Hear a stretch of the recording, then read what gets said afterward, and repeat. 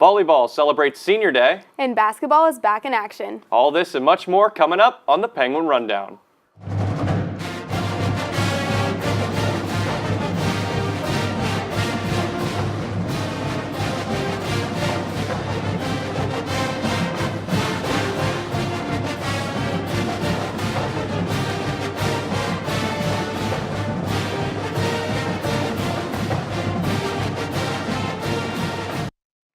And welcome into the Penguin Rundown. I'm Dom Joseph alongside Monica Kurjan. Monica, as you said, basketball's back.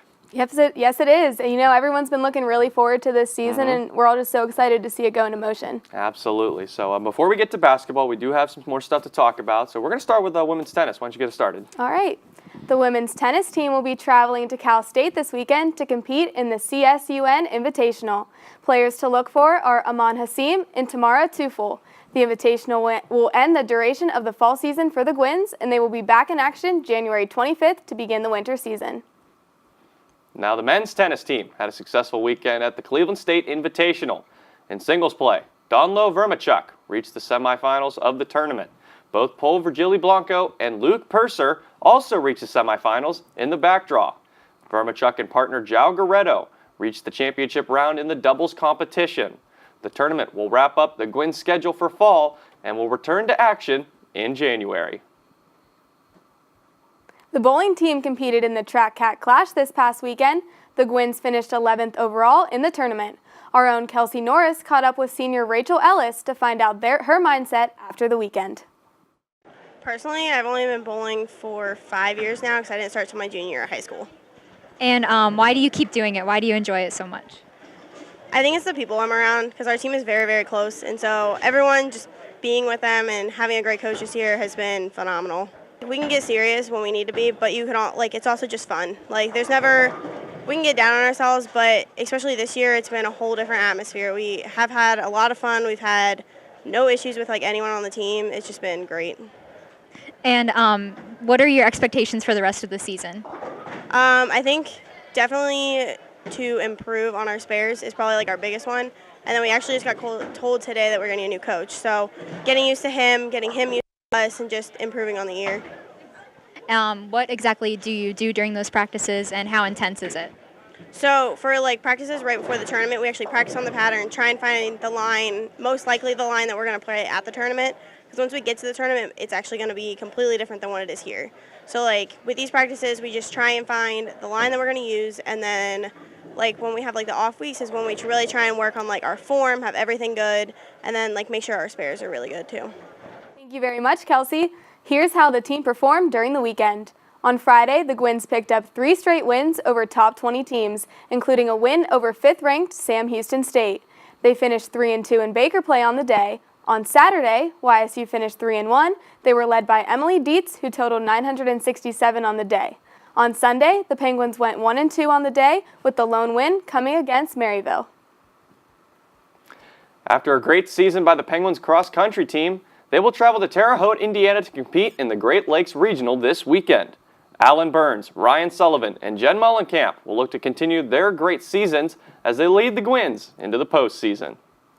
The women's basketball team had a successful season opener, beating Robert Morris University 69-59 Tuesday evening.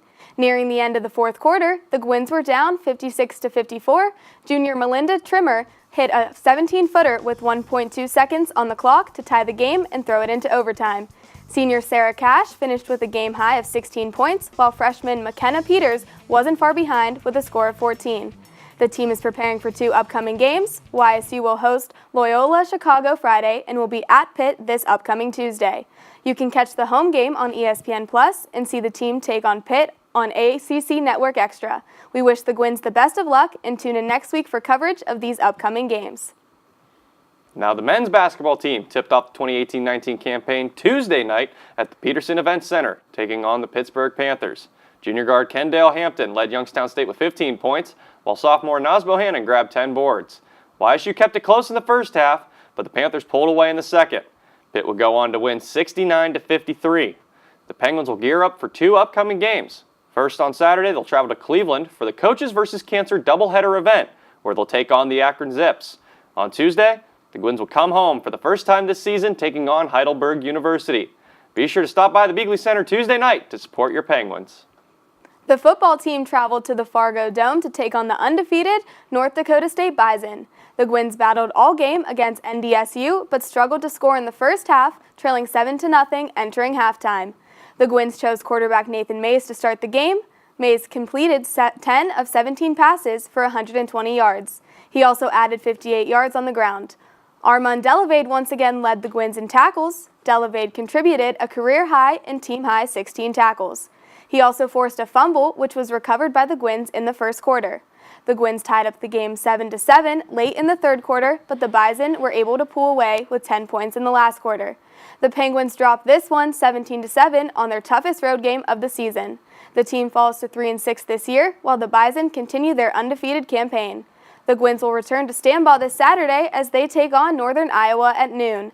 The team will celebrate Senior Day as this is the last home game of the year. The swim and dive team traveled to Toledo, Ohio this Saturday to face off in a dual meet with the Toledo Rockets. The Penguins had 13 top 3 finishes, including Zani Sato, who won the 200-yard freestyle in 1 minute 55.58 seconds. Other key finishers were Tefane St. Gilles in the 100-yard breaststroke and Ida Urinovics in the 200-yard butterfly. They both finished second in their respective events. The Gwins are back in the pool this Saturday, where they will hit the road to Bowling Green, Ohio, in a dual clash with the Bowling Green Falcons. On Sunday, the volleyball team hosted UIC for Senior Day. Before the game, sophomore Carla Relitz had the honor of singing the national anthem. Our own Dom Joseph was able to catch the performance and talk to Carla about what it meant to her. The Star-Spangled Banner, our national anthem, is performed before every sporting event. However, when was the last time you saw one of the athletes perform it? Sophomore Carla Relitz was up to the challenge before the Senior Day volleyball match and was confident that she could do it. I was a little bit nervous, yes, but I tried to just tell myself it's just singing, it's not that hard of a thing, and I know I could do it, so I don't know. I wanted to honor the seniors, so, that's kind of like what I was thinking at that time. The national anthem is a song we've all heard multiple times on end, but Relitz knew that practice would make perfect. So the past week I've kind of been practicing a lot. Like for my roommates, they probably are annoyed because I've practiced it like every day, a couple times a day. But in the past couple years, I really haven't just like belted it out for real. So I don't know, like the past week I've practiced it a little bit. But For some, the anthem is a reminder of those that fought for it. Others, a joy of being free. For Relitz, it was an opportunity for her to pay tribute to those people with her performance. I just really wanted to do it. I feel like it's such a emotional song, and it really means so much, like just a lot of people and like the country, and just like when it's involved with sports too, like it starts every game, so it's kind of a big deal. So I just, to be able to sing it and not just be like a radio playing it, I feel like it's a little bit more like sentimental. This isn't the first time Relitz has sung the anthem before a match in her life, so for Senior Day, the seniors wanted her to do it again. This year, though, the seniors, they kind of like tied me into doing it. So last year, somehow it came up that I sang it for my senior night in high school. So then the two seniors now, Vark and Tippy, were like, well, you have to sing it for ours then. And I was like, okay, yeah, sure. And that was a year ago. And I'm like, oh, okay, maybe they're going to forget about it. But they didn't forget about it. So I was kind of tied into it. And I'm like, all right, you know what? I'm going to do this. So I just started practicing again and just decided to do it. So, yeah, I did it for them. Relitz not only aced the anthem, but she made us all proud to be Americans.